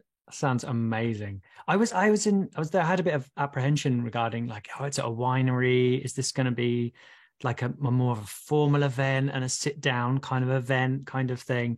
But I'm glad that moment happened where there was the emotion of seeing the band live, just let it all loose, and people let their hair down a bit. That's so cool. It was great. The atmosphere was just fantastic by the end of it. I mean, I wish that sort of, you know, that buzz had started earlier, because that's how I was feeling. I wanted everyone to be caught up in it, but by the end it was quite amazing. Cool. I was sitting back in the D section, which was the last section where you could have seats, and then after that was people on picnic rugs. And somewhere around the time of Hollywood, there were a couple of ladies a few rows in front of me who wanted to be up dancing during the songs, and then they had people behind them yelling, "Sit down, sit down," and then they were turning around going, "No, we've paid for our seats. There are other people up and dancing," and so this kind of fight broke out. Wow! I think that was not the best part of the concert for me, because I remember, you know, I was so hyped up for the first few songs, and then this kind of fight broke out, and so during Queen of Hollywood, like, my mood dropped a little bit, but then it came back up because, you know, then they were singing So Young and everyone was singing along, and then they came back for the encore and did Runaway and Breathless. And then by the time Breathless was up, I think I think everyone was up and dancing by then, certainly by the final instrumental. So we did get up dancing by the end, but yeah, there was a little uncertainty about whether or not to stand or sit. I've been to both type of venues to see the Cause, and it's always strange to, especially in the UK, that it's usually seated. It's almost always seated, and you get your row, and to try and get others up and to experience the music and be visibly responsive to that music can be very tricky. But by the encore and Toss the Feathers, there's no one in their seats. The Cause do that themselves. That ramp up is serious. It's amazing. One thing we haven't touched on, which was a world first, is that this show was supported by 500 drones. And I pictured it in my mind. I was like, how is this going to work? What on earth is this going to look like? And now I've seen some pictures and some videos. I was like, wow, with such an open landscape to the left and the right, to be able to see that. Tell me, what were these drones like, and how did they add to the atmosphere and everybody's experience? Francisco, please. Well, probably Wendy is the one that is going to answer this question, because Rachel and myself, we were at the front, that we didn't see a thing. I mean, we saw the drones on the videos days after they happened, but at that time we said, what happens with the drones? And they were amazing, but believe me, we were like face to face with Andrea, with Caroline, with Sharon and Jim, that we didn't get to see a light of those. Wow. You didn't even see one of the 500 drones. That's amazing. So I'll answer that question then. It was funny through the night because obviously you could see the stars where I was sitting, and then there'd be a few little lights around the place, which I assume were other people's drones. And so the people sitting next to me and I were sort of saying, is that the drone show? We're not sure. And then when the band came back for the encore, you could see out to the left. And so to the left so just to give you a sense of the space, to the right was sort of like hills and rolling landscape. To the left behind the stage, there was a lake. And then to the left was a vineyard. And so you could see off to the left, like these rows of these lights kind of lifting up from the ground. And it was quite spooky in a good way. Mm. And then they started to go into these formations. So I think they started off with spelling out the name of the band, The Cause. I think it maybe rotated around. I also didn't have the best view because there was a giant kind of scaffolding structure where I think they have the spotlights on. So that was obstructing my view a bit. But yeah, they spelt out The Cause, and then they went into the various instruments of the band and also the silhouettes of the band. And then right at the end, it was the names of the band. And before that was like a picture of the globe rotating. So I didn't really think about the drones at all before I went in. And it really was like quite spectacular and futuristic because I've never seen a drone show like that before. So it was off to the stage, so you couldn't like watch the stage and then watch the drones at the same time. But yeah, it was, again, a really powerful moment because this was the first time they'd been back in 21 years, because they just announced that they would come back, and you're in this grand open space and then these drones, this really futuristic sort of thing happening in the sky. It was very powerful. Wow. So it's definitely worth watching the videos online for that. And just to add to the topic of it being an outdoor space, there was this really special moment where they were talking about their parents, and then they sort of Andrew put her arm up to the sky, sort of signaling that their parents are up there somewhere, and being in that outdoor space, that was really really special too. That's really cute. That's really, really cute. Yeah, when you could see the stars and amazing. Spine tingling stuff. Ooh. I'd just like to thank Francisco for buying me this Cause cap. Yeah. There was a really long line to the merch desk, and I said to him, I'm deciding, maybe I'll get a cap or something. And then I decided against it because the line was so long. And then I went and saw Rachel and Francisco at the end of the concert because I knew they were down the front. And he's like, I've got you a cap. I'm like, that's so nice. Yeah, I mean, I said, there was no way you will not have it. So that's for sure. Thank you. Oh, that's You're so welcome. kind. So kind. She said to me, when they told me, hey, Francisco, here you have $10, or tell me how much was for that. And I told her, hey, Wendy, there's not enough money in the world for you to pay for this. I mean, this is just a present from fan to fan, just saying thank you for being here. Thank you for following this amazing band. Wow. I kept saying, can I pay you back? And he goes, it's priceless. No. It's priceless, right? It's priceless. It is, and because of that, it's even more so now, right? It's really cool. Absolutely. Well, maybe next year you'll have the opportunity to return the favor. Yeah, we'll see. Yeah, for sure. Maybe. I just want to add that the Cause fans are just some of the nicest people ever. I really believe that they have the most amazing fan base, really. And it's everyone looks out for each other. It's amazing. Like even Francisco, something amazing that he did when he booked his ticket, he booked 2 tickets, and then there was a fan that came from Thailand and she was sitting right out the back, maybe even a picnic seat. And Francisco said, here, have this ticket. It's right, close to the front. You'll love it. And I just thought, that is so kind and so lovely to do that, and think about how amazing that would have made that person feel, that, they're right at the back and suddenly they've got this, prime position. And I think, that's so kind. And I think the kindness, it comes around, and it's to me, I feel like it's really special, because to me, these fans that I've met, here and overseas as well, there's just something so lovely about these people, that we all share this passion, but just genuine, amazing, kind people. And, I don't know about you guys, but I don't find, you meet people every day, but to find this connection and to find this, just such kindness in these people, to me, I think it's just so special. And I think that's something to be celebrated as well, because I think that's unusual to me. And to be clear, Rachel, I didn't use at all any of those 2 tickets. Well, any of those 2 seats, because she was with another friend. They just sit over there, but there was no way I would watch the concert from the 21 row. I mean, there was no way. So the security guards keep on telling me, move to your seat, whatever you do. And there happens to be Rachel and myself, we got our VIP passes that we have like a stamp from the day before. And some of the guards thought we were like a special VIP guest. So there was a guard that told me, hey, you need to go back. As soon as she saw the VIP, oh, I'm sorry, you're AAA. And I said, yeah, don't bother me. So I just left over there. It was so great. It worked that way. Well, at the beginning, at the queue, there was long queue to get in. And since we have those, we just jump over. The security guard say, hey, you can come over here. And then Rachel and myself, we just gone through we skipped the line. It was so funny. We said, oh, yeah. We're the VIPs. And it worked. It worked in such a great way.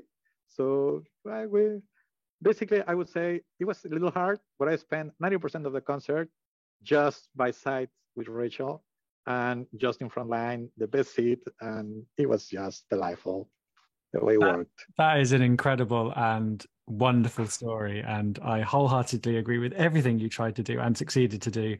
And I will bracket all of that with the caveat that Causecast is not condoning not abiding by the rules of the venue in which you may or may not see the Cause next year, and that they are there for everyone's safety. So please abide by them. Absolutely. Absolutely. But if you can get front row, get front row. Just to add to that, Francisco and I weren't trying to use our pass for benefits. They just saw it on us and said, oh, excuse me, come this way. And then we looked at each other, we're like, what, serious? So we weren't trying to use it to our benefit. It just so happened that because we were wearing them, it worked that way. Can I quickly talk about Only When I Sleep? Mm-hmm. So a few of the songs had a different beginning to what are on the recordings, and Only When I Sleep was probably the most noticeable in that there was quite a long unveiling before anyone worked out what the song was. So I've not seen that on videos before. It may have been the same at Royal Albert Hall, I'm not sure. So there are a few of the intros were a bit mysterious at first, but that was really nice.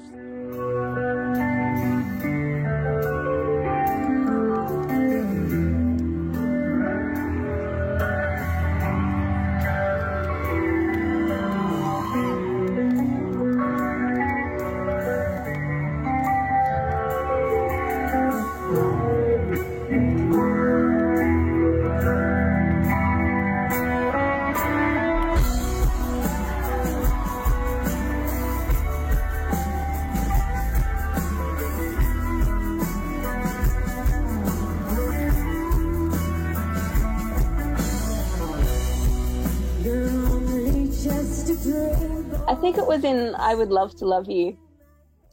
At one point, Andrea stopped singing, I think, during one of the verses, and there seemed to be some communication happening on stage. And at the end, she said, I was trying to tell the sound people to turn up Caroline in her foldback, and Caroline thought Andrea meant that she wanted her to stop playing. And so Andrea said, oh, Caroline thought I meant to stop playing, but I would never mean that of Caroline. And they did say it's been a very long time since we've played that song. So there were a couple that were like a little bit shaky, but that's understandable. And they're probably really jet lagged as well.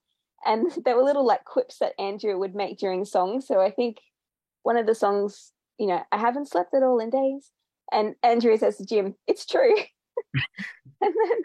and then I think Rachel and I were talking about how any of the songs that had the word hope in it, Andrea would go estate afterwards. Wow. Just me at the Hope Estate in summer sunshine. And they also talked about the weather. They said, it's wonderful to be here. It's not, we're happy to leave winter behind. And they said Ireland is not like this at all, because they were really lucky with the weather. It was a beautiful sunny day. So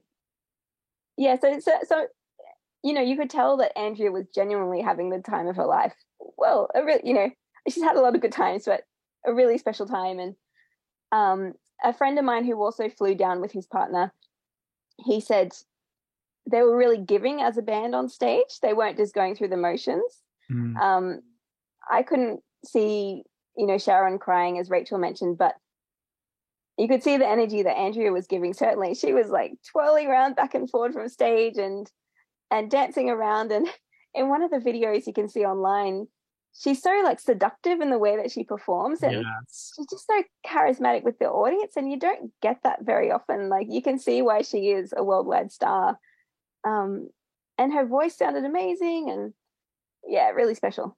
Wonderful. Yeah, to see them perform live is just next level. I think it's just that, as Wendy was saying, it's the whole show put together, the combination of all the different elements coming together. It's just incredible. So for those people who came to the meet and greet and then didn't come to the show, I just thought, you're really missing out. You have to see them live, because there's nothing better than seeing them do what they do best and being there to be part of it. Absolutely. And I think, Rachel, one of the key things about all of this is that they are doing all of this just because they want to do it, because they enjoy to do it. They are not making this for money. They are not making this just to get, no. They are just sharing what they do the most, what they love the most as a family. I mean, they have said that a lot of times, that before a band, they are a family. So that's really, really important. So the whole concept that we have, I show Rachel and also Wendy, I have made analysis of the lyrics, and the most common word in the chorus songs, on the chorus lyrics, is love. That's the most common word. So that's a lot to say. And definitely, this is what you get. I can tell you, my life is much, much better thanks to the music of the chorus. So positive mindset, all the sharing, this kind of conversation that we are having right now, just for people all around the world, just sharing the stories, with talking about positive things. I believe it's really important, and that's all because of these four siblings. Yeah, completely. It's they're entirely responsible, and all of our lives are better for that. And I'm sure many that are currently listening as well, all over the world. I would love to tell you a little about the Thursday before the Q&A. So when they perform at the Opera House, okay, it's just in a quick story. There was only playing. It was Anton, it was Jim, it was Caroline, and it was Jim. Okay. And they were playing Toss of Feathers once and again. They played like 20 times. Okay. Wow. It was so strange that I got to go there because I have a ticket for the opera at the Opera House at 7, and I was on my way to the Opera House because I got a ticket. So I saw on Jim's Instagram, hey, we are about to play some songs just around the Opera House, and I said, come on, I got a ticket at that time. So it took probably less than 5 seconds for me to decide, okay, you're not going to the opera house. You're gonna miss that. So I went over there. They were playing. It was so amazing because I got to face just like 1 meter, 2 meters away from Caroline, from Sharon. And it was so funny because I was watching them playing. They were playing for a TV show. So they were playing Toss of Feathers once and again. And suddenly I just turned back and I saw a kid, a really tall guy. And I say, that's Kid. I went all over to him and I said, Kid too fast? And he said, yeah, I'm a Kid. So we kept talking like for 20 minutes. It was really, really cool. I asked him, hey, could you share something with me? Are you going to play? And I asked that way, are you going to play Jupiter Calling songs? Are you going to play this or that song? And he told me, hey, Francisco, you know the answer for that. And you know that I can answer that question for you. But we'll see. And I said, come on, I'm not going to tell anybody. Indeed, if I tell anybody, they're not going to believe me. So he said, Francisco, there's no way. Don't worry. But you will enjoy the show. So we ended up, I took some photographs with them. And it was really impressive that there was one guy that brought a whole piano for them to get signed. Right there was the whole piano. So Sharon, Caroline, and Jim, they signed the piano at the back. And there are videos on the web. I also have some of them on the Instagram. So it was really, really cool to have that moment. Fortunately to me, it just went like for half an hour. So at 7:40, I just went to the Opera House. And I didn't miss a lot. So I got the Fidelio by Beethoven show. It was a delightful, grateful show. I got the opportunity to see the Opera House also and the concert. So everything was just so good, so great. And I think for this moment of my life, the same, it happens all the time that we watch the course. All the magic, all the pieces just came together and it worked. Yeah, you scored the hat trick on this concert, definitely. Yeah, all three incredible. I saw some of the footage and I saw the piano being signed and stuff on social media, and I was like, are they near a piano? I didn't realize it was rolled out to them. It must be one of the biggest items that's been sort of pushed their way to sign in quite some time. But yeah, it was strange to not see Andrea there. I think there must have been a late arrival for some promo they were videoing or something. It was very strange, but sounded great all the same. Well, she just arrived the same day, on Friday. So the Jim, Caroline, and Sharon, they came the day before, I think Wednesday. But in the case of because that's what Jim put on Instagram, she just arrived on Friday, the same day of the Q&A. Well, Rachel and myself, yeah, we talk about something that, and Rachel, probably you can compliment. After a show, and it happens to me 3 times, after a show, you feel that empty feeling, like nostalgia, like really melancholy, that you say, hey, yeah, it was wonderful, it was delightful, but it's not here anymore. So you have that emptiness on your heart. Post and you just keep down. Yeah. I mean, you just keep listening to the songs. It helps. Well, in my case, I went back to the hub state. I took some photographs. I saw a kangaroo with her little kangaroo on the Joey, back. is it a Joey, a kangaroo? Yeah. Yeah, I saw them over there. I took a wine taste over there at the hub state. I got a magazine. There were a magazine of the course right there, like one for free. I took it. And I had a really great moment over there at hub state, just thinking and remembering. But definitely, I would say that the 3 times that I have seen them, after the show, you feel empty. It's like, you have that feeling that, come on, what do I know with this?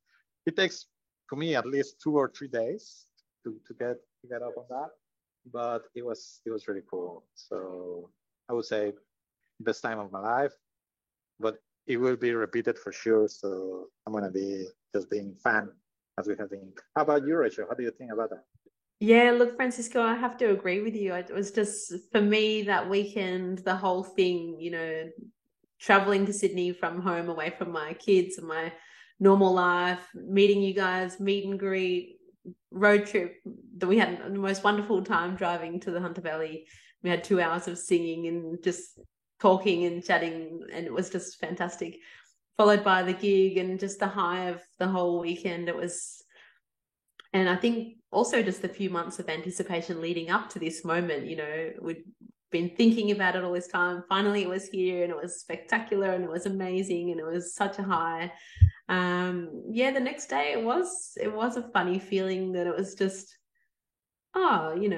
we've been looking forward to this, and now it's been and gone, and now it's, that's over for now. But it just has that sort of empty feeling that Francisca was saying, that it does feel a bit strange, because you've had this moment to look forward to, and you've been leading up to it, and now you think, oh, well, what now? So, but for me, I guess knowing they're coming back just brings me back to think that, yes, I will have this feeling again, and we'll have these moments to look forward to as well. And of course there's other moments in life that are brilliant and fantastic in many other ways, but there's just something special about having this music that is so special, and has been, for me, it's been a part of my life for, since I was a child. It's something that's always been there as a soundtrack for my life, I think. And it's just something that's special and personal to me, not to others around me. This is just something that I find really special. So I just can't wait to have that feeling again. And I just absolutely can't wait for next year and anything that may come. Wonderful. And just to add further detail to the ending of the gig, Wendy, you got a bus home, right? And I've seen some video clips. Tell me about this bus ride home, because it sounds like Corrs fan heaven.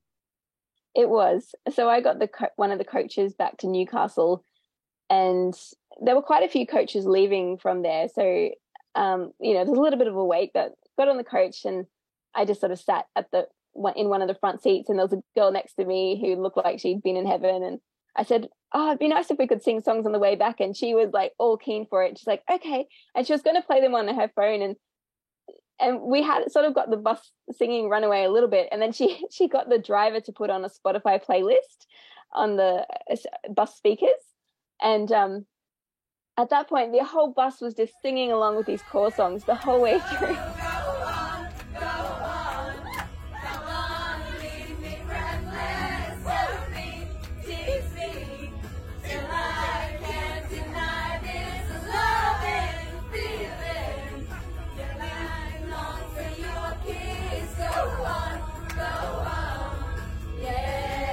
It was one of the when you go on Spotify and you look at the Corrs, there's like a fairly standard playlist at the start, but it has also songs like At Your Side, which are a bit more mellow, and that she was telling the driver, no, skip this song, people won't sing along to this one.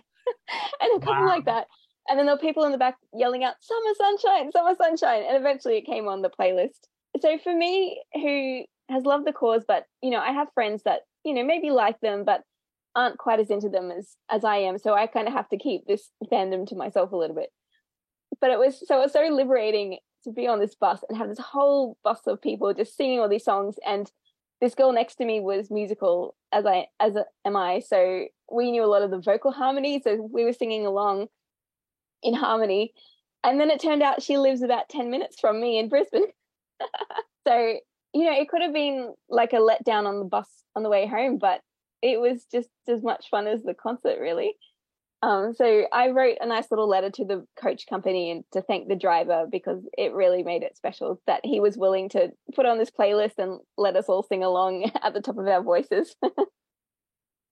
Incredible work. I'm a little envious that I missed out on the bus ride home, let alone the concert, actually. That sounds... I can send you more videos.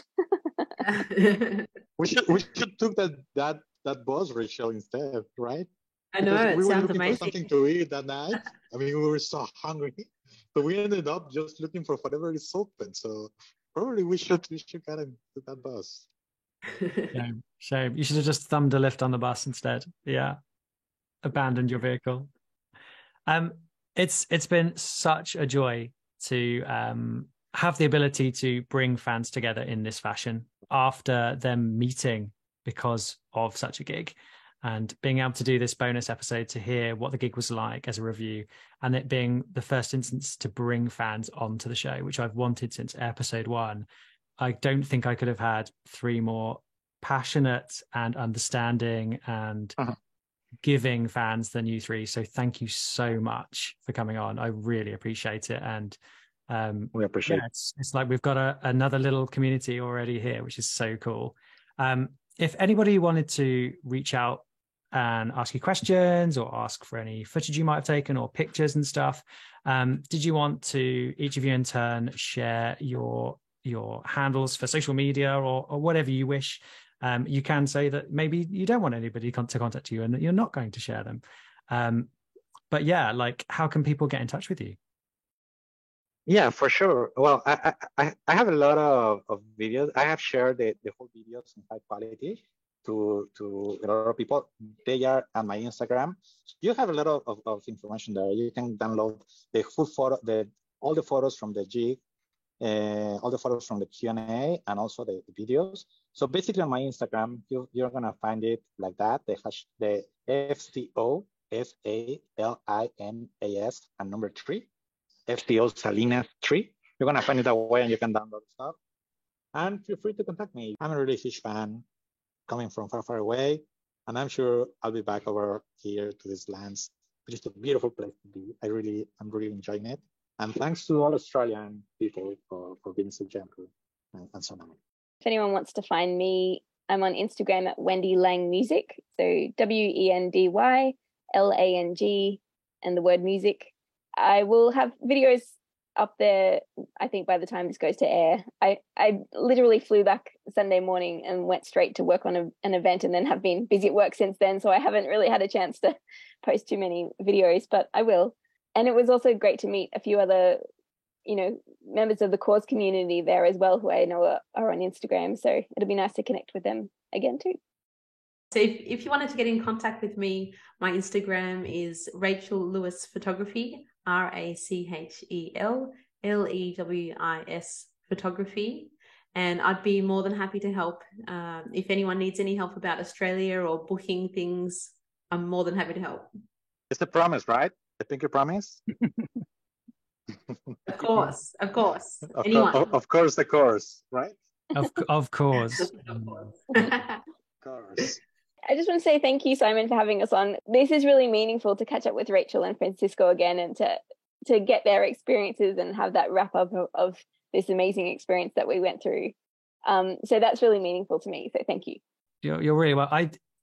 When you mentioned that, like, it'd be great to see them again. It would be good to sort of to solidify the ending of this experience and then also have it recorded.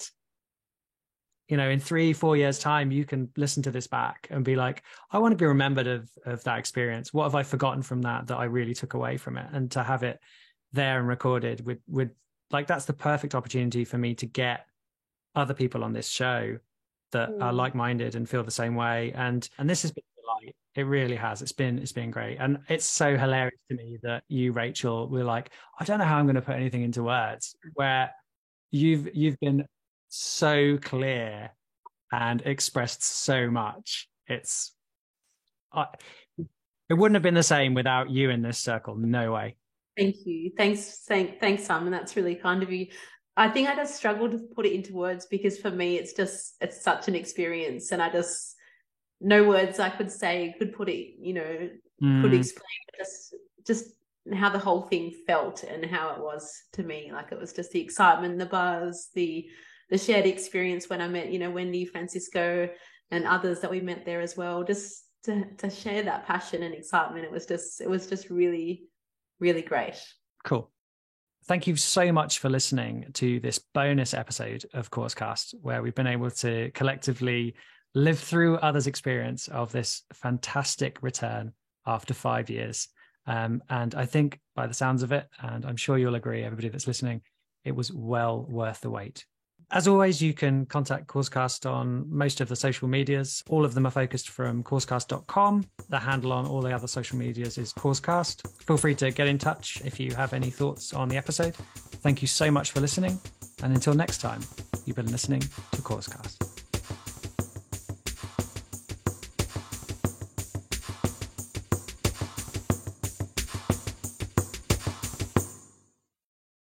One last thing. There is something that I want to have recorded. Rachel, all the way from Sydney to Thunder Valley, you were saying you were doing your woohoo thing. Woohoo! Can you do that for me? I just love it. Woohoo! That one, I love it. She was so happy.